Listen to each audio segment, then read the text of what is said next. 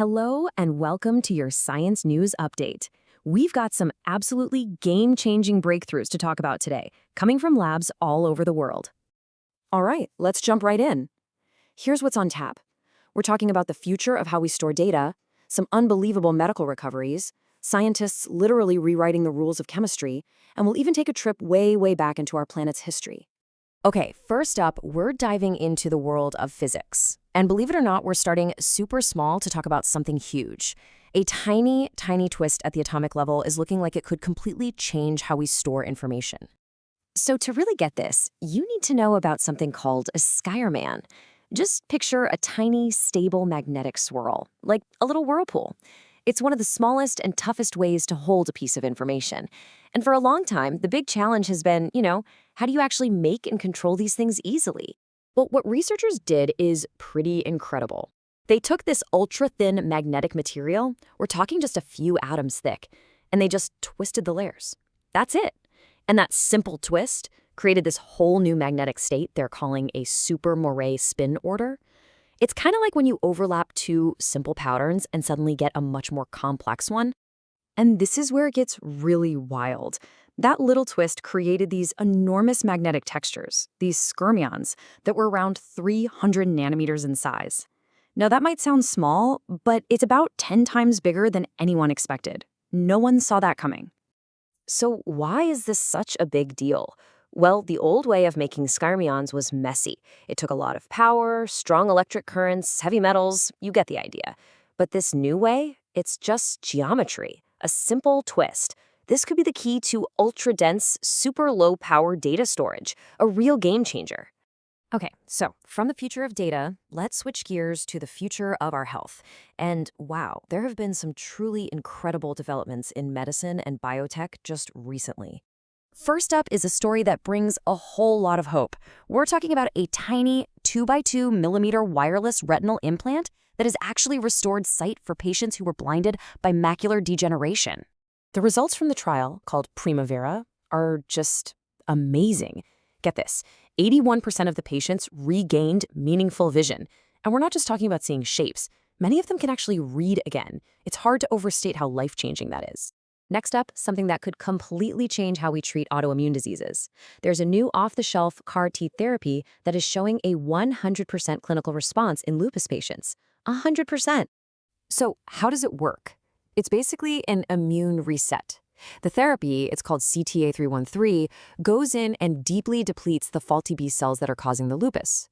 Then it lets the body repopulate the system with new, healthy cells. And as I said, the results so far are a perfect 100% clinical response. Now for a really important story, this one touching on medical ethics.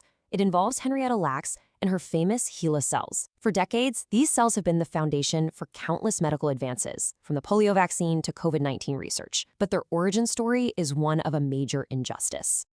Well, in a historic move, her estate has now reached a settlement with the pharmaceutical giant Novartis.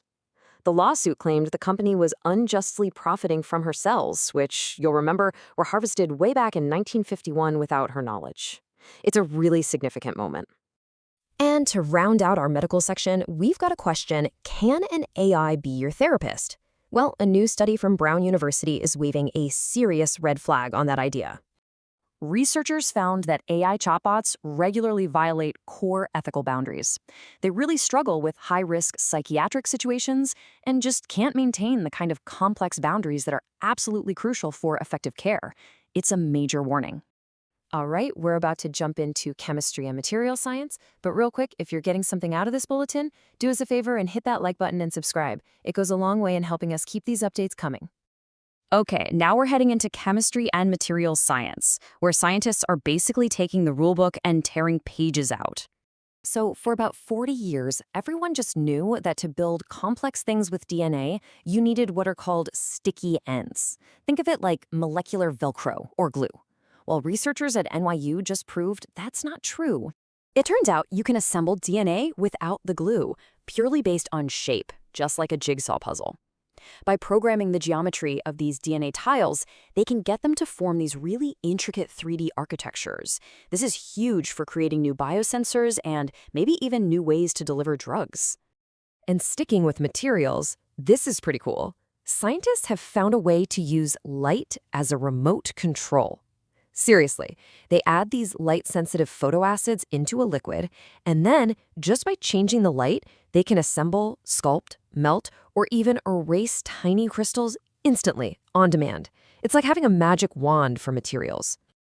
All right, for our final segment, we're going from way out there in space to deep, deep inside our own planet. First, let's go to space. The European Space Agency's JUICE spacecraft got an amazing bonus mission. It captured the first really detailed images of an interstellar comet, called 3I/Atlas.